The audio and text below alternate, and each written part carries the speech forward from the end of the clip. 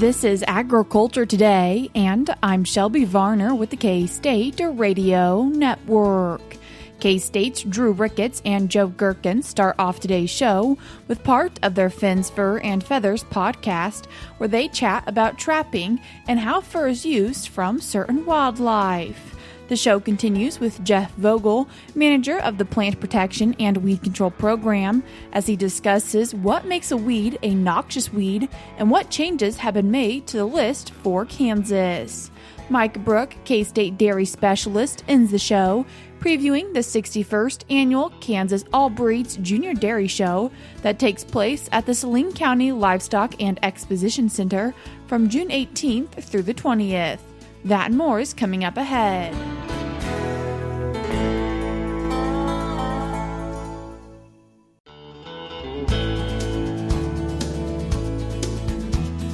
You're tuned in to Agriculture Today, and we start our Tuesday show with part of a Fins, Fur, and Feathers podcast episode with Drew Ricketts and Joe Gerken.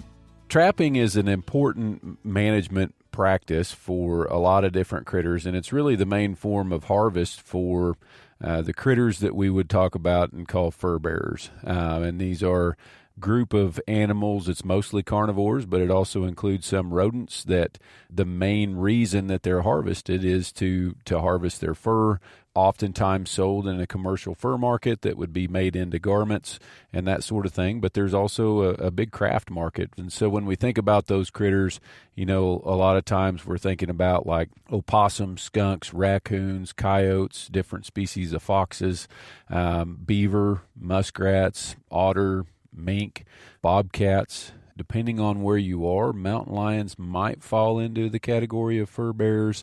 Other species that we might not think of broadly as fur bearers because they're not as widely distributed might be like a gray wolf. Their pelts have value. If you were in a northern area where they exist, wolverines. So there's a whole bunch of different critters. Some of them are weasels, some of them are rodents, some of them are in the dog family, some of them are in the cat family, but lots of different critters that we probably don't harvest intensively for their meat, but we harvest for their fur. And I have seen kind of a really strong resurgence in anti-trapping sentiment, we'll call it. I see that a lot on social media. We also see some pretty strong evidence of it in the fact that the Colorado Parks and Wildlife Commission has recently banned the commercial sale of fur in Colorado, and that's something that came about as a result of a petition, and the commission voted on it and approved it, and so now the agency, Colorado Parks and Wildlife, has to try and figure out how to work that into their management strategy. Trapping's been around for a long time, right? So, I mean, I'm sure that we can go back, eons and really long periods of time, but thinking about more of a modern type of trapping scenario, when did trapping really become a thing, and how has it advanced from then kind of to now? Sure. So, the original foothold trappers, at least in North America, would have been the mountain men that were chasing beaver around, right? And they tended to use the main trap during that time would have been a long spring type trap. So it would have used a large leaf spring to be the main source of power within that trap. And it probably had relatively thin jaws. It probably had jaws that closed all the way, maybe had teeth, probably didn't. The tooth traps were more common when we're thinking about predators and that sort of critter. But just a quintessential foothold trap like even you might see in a cartoon, just minus the teeth, would have been common there. As we've moved through time, kind of going from the 1800s up through, the 70s when we had the fur boom in North America, when the markets were really about as high as they've ever been, we started seeing folks kind of make their own innovations in trap designs during that period that either made them more efficient, made them more humane, made them hold critters better and that sort of thing. And a lot of those modifications are things like wider jaws. So rather than having a thin jaw that might be 1/8 of an inch thick, actually adding what we would call laminations, where you take another piece of jaw material and you weld it on the outside and maybe also weld one of those on the inside. And so now you've doubled or tripled the surface area that the pressure provided by that trap is being spread out across on that animal. And so that maintains the gripping power of the trap, but because it spreads that pressure out, it's more humane. It hurts them less. Other things like modifications that we might have seen develop during that time would be offset jaws. And so a lot of our modern traps, especially when we're thinking about larger critters, a lot of those traps have what we call offset jaws. And so like the gripping portion, the part that you're intending to grab a hold of the foot on that critter, that would have sort of a 1/4 inch gap or up to maybe a 5/16 or even a 3/8 inch gap, depending on how big of a critter we're trying to trap, that allows the jaws to come fully closed but still maintain circulation. And then lots of other design changes that have come since then. But, those are some of the main things that we would think about when we're thinking about being humane. Yeah. You mentioned a lot of that's foothold trap type deals. There are other types of traps too, right? And so, what are some of those other kinds? Then how do you know when to use each kind? Yeah. If we're thinking about different types of traps, a lot of people, the first thing they might think of, if we're considering trapping a raccoon, let's say, might be a cage-style trap or a live trap, a lot of people would call it. And, that's just a sort of a box with a door on the end of it, and it's made out of, could be wood, it could be made out of wire cage. It's got a trigger in it, but the critter goes into that trap, and then it's just sort of contained in it like they would be in a dog kennel or something. A lot of times we associate those with the least amount of injuries, but that's pretty species-specific. In addition to just managing populations, we've talked a lot about harvesting animals when they're causing human-wildlife conflict problems. And so, how does that tie into the whole bigger picture of trapping that we've talked about? Yeah, a lot of the species that are fur-bearing animals, that a lot of them can also cause problems sometimes. And having tools to efficiently remove problem animals is an important thing. And one of the things that is really cool about that BMP process is it helped to reinforce what a lot of people knew already, but it also showed us a lot of things about how we can be efficient at removing critters when we need to, even outside of recreational harvest.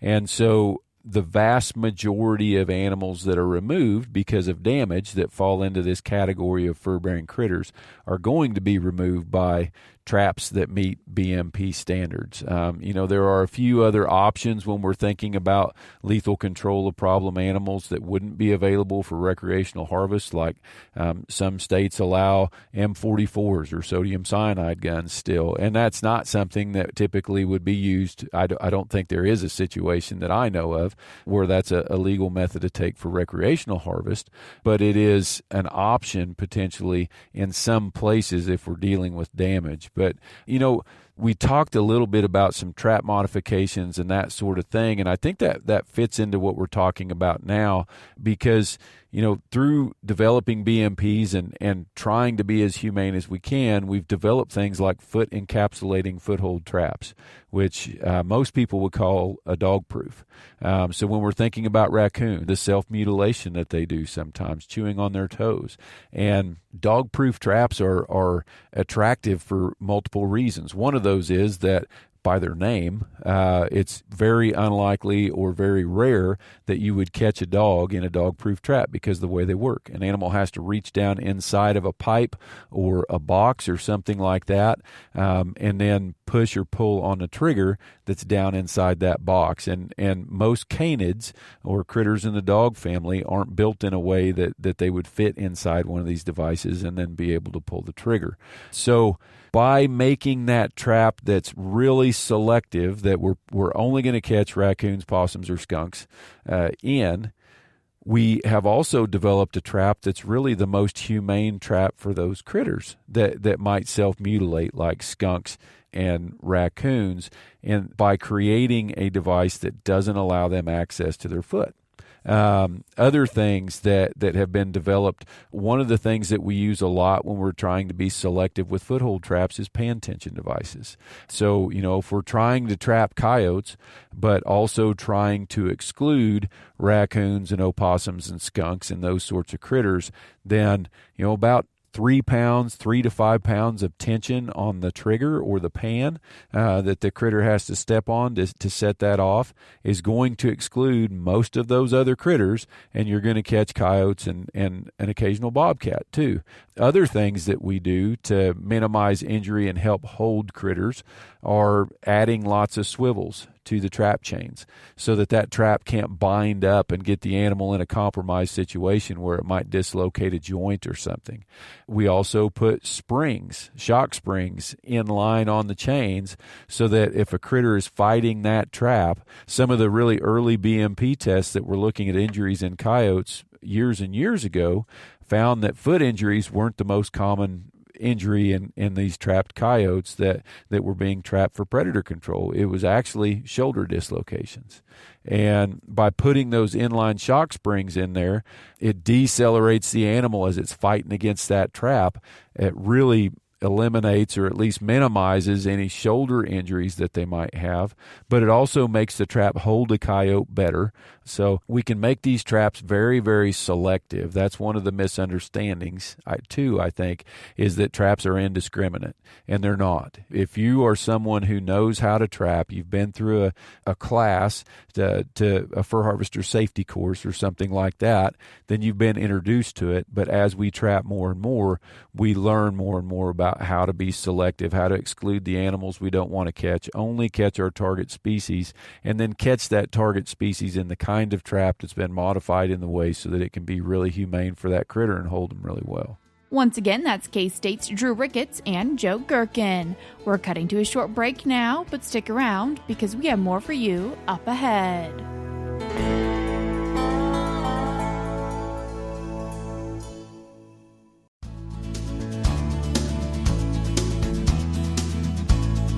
You're tuned in to Agriculture Today, and we continue our show discussing noxious weeds in Kansas and changes to that list with manager of the Plant Protection and Weed Control Program at the Kansas Department of Agriculture, Jeff Vogel. Jeff, thanks for joining us today.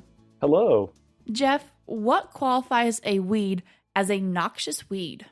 So in 2018, a significant change to the Kansas noxious weed law was passed into law, and that created a new process for how weeds are declared noxious or classified as noxious. Prior to that, that was just a change in statute, and so often weeds would be declared noxious after they become a problem statewide and created enough of a problem that the legislature decided that they needed to act. Well, the changes in 2018 created a system where weeds could be declared noxious more in a proactive stance rather than reactive. This involved the creation of the Kansas Noxious Weed Advisory Board and in a process that uses what we would term weed risk assessments. And so the idea is we look at literature, look at other states, create a assessment of particular species.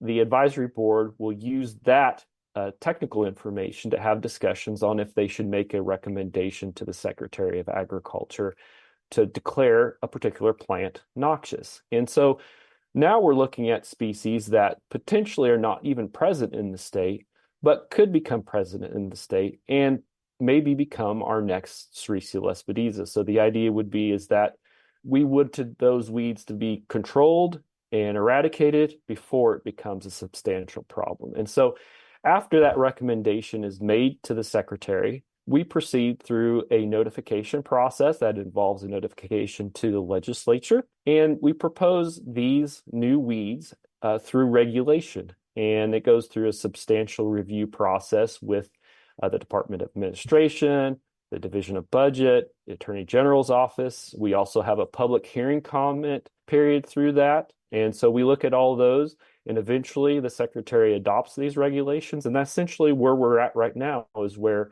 these new noxious weeds have been declared and effective on May 15th as being noxious. And so that does change a little bit of what is required with these weeds, but we'll talk a little bit about more of that in a little bit. And what different categories do these noxious weeds break down into?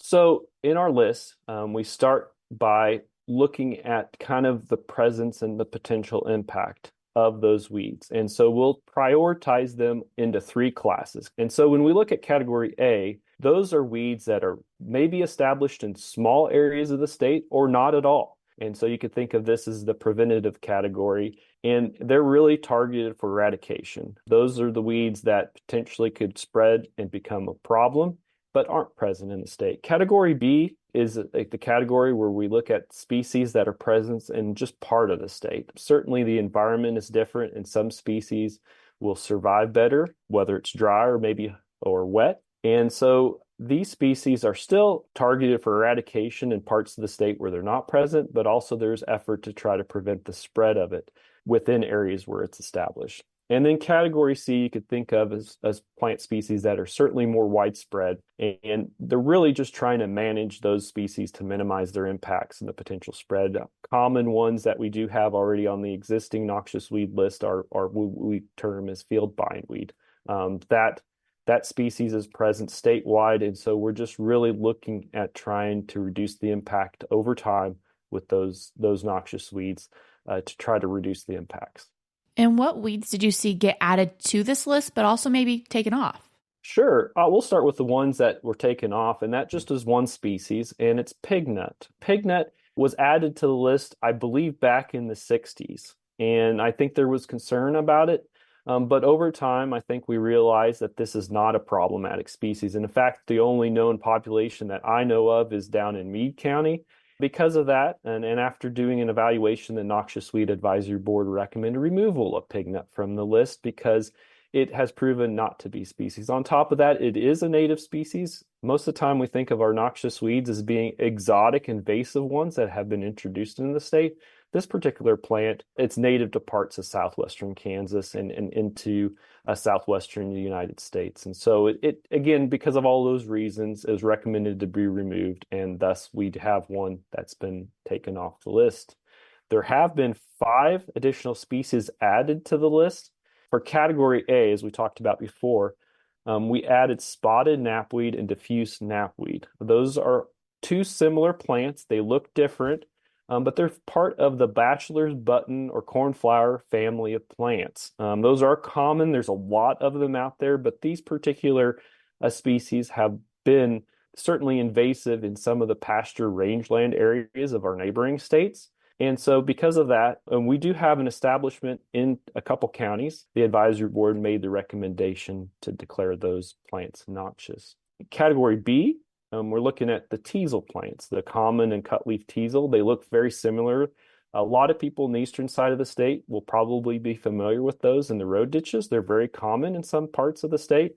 They have egg-shaped flowers, very unique. The common teasel, I believe, has more of a purplish flower. The cutleaf looks more of a white flower. And they have the same life cycle as musk thistle. And it's similar control tactics too, where you're looking at spraying those plants either in the fall or early in the spring.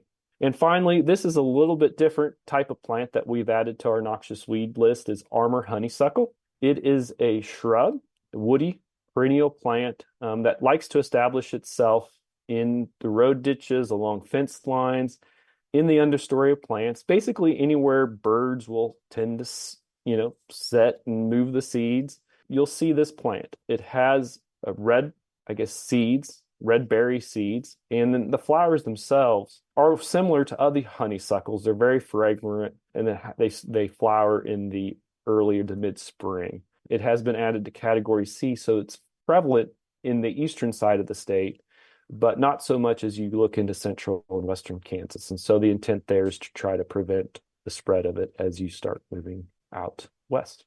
So for people who are maybe managing land, whether it's farmers or ranchers or just the landowner, what does this noxious weed list mean for them? So when a plant species is being declared noxious, it's similar, again, to what we've experienced in the past. The landowner, whether it's public or private, becomes responsible for managing and controlling those species. What we're looking at here is, although maybe there's a cost to controlling those plants initially, hopefully we can limit the spread or reduce the spread of them and establish of some of these species so that the future control costs will be lessened. With these species being declared noxious, they become eligible for reduced cost herbicides at the county weed departments. And so for more information, certainly talk to your county weed director on the availability of some reduced cost herbicides for the species that might be in your area or on your property. And Jeff, as we've talked about this, we've been talking about for the whole state of Kansas, but sometimes are there counties that have specific noxious weeds as well? Well, along with those changes I spoke about earlier in 2018, there was a creation of a step process to allow counties to declare weeds noxious within their county and not on a statewide level. There is basically a submission process where those counties and the county commission requests a particular species to be declared noxious, and they submit that to the Secretary of Agriculture. And upon approval of that, those weeds are declared noxious within their county and subject to the same rules and cost share eligibility that a statewide noxious weed would be. The teasels is an example of one that a lot of counties did declare noxious earlier, but since it's becoming a statewide noxious weed, it is no longer a county option. It is basically declared noxious statewide at that point. Are you expecting more changes, or is this quite a few years in between process? It potentially. As we look ahead, the Noxious Weed Advisory Board is continuing to evaluate species and looking at new ones that might become a problem. We do have a process where any member of the public can come to our website and nominate a noxious weed. That might be something, if someone's interested in doing that, they certainly can do that. And that species will be given to the advisory board to consider for this weed risk assessment step. That step does take quite a bit of time. We utilize experts at Kansas State University to help assemble those for us. But it just, again, we want to take a scientific approach to declaring our weeds that are noxious in the state, and that's essentially what was created back in 2018 with the changes to the noxious weed law. If people are wanting to find out more information, how can they do that? Sure, you can visit our website. It's agriculture.ks.gov/noxiousweeds. In addition to that, we invite folks to visit cwdak.org. That website is for the County Weed Directors Association of Kansas, and you can figure out the contact information for your local county weed director there, because honestly, that is where we recommend folks who want information about noxious weeds within their county and recommendations on what to do with the noxious weeds on your property is to talk to your local county weed director. Jeff, I appreciate you taking the time to join us today. Thank you very much. That was manager of the Plant Protection and Weed Control Program at the Kansas Department of Agriculture, Jeff Vogel. I will link the resources that he mentioned in today's show notes on agtoday.net. We're cutting to a short break now, but we'll be right back.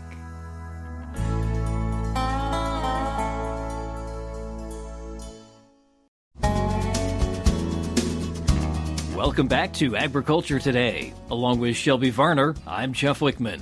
We end today's program with this week's milk lines. Kansas State University Animal Sciences and Industry, Kansas Dairy Commission, Kansas Dairy Association, and Salina Area Chamber of Commerce Agricultural Division are sponsoring the annual Junior Dairy Show in June. K-State Dairy Specialist Mike Brouk takes a look at this year's event.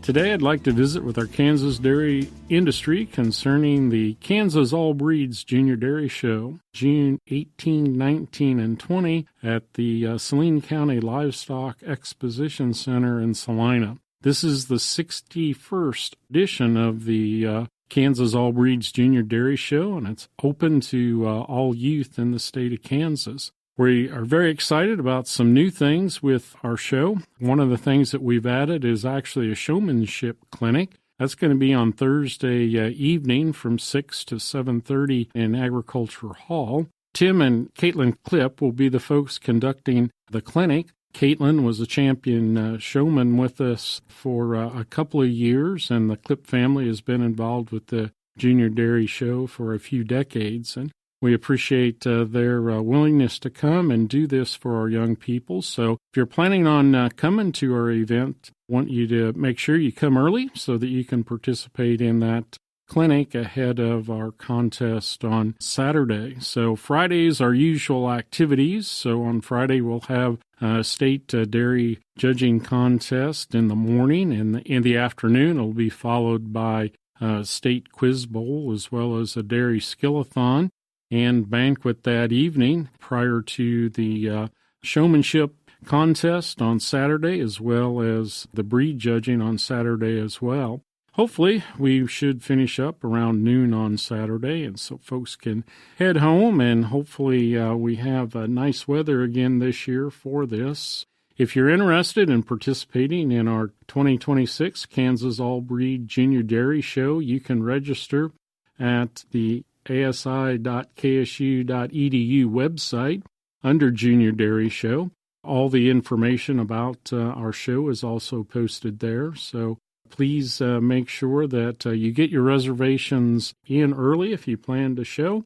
We look forward to seeing you over in Saline for the 61st Kansas Junior All Breeds Dairy Show, June 18th, 19th, and 20th. That's a Thursday, Friday, and Saturday in June at the Saline County Livestock Exposition Center located in Salina, Kansas. This is Mike Brouk with K-State Research and Extension.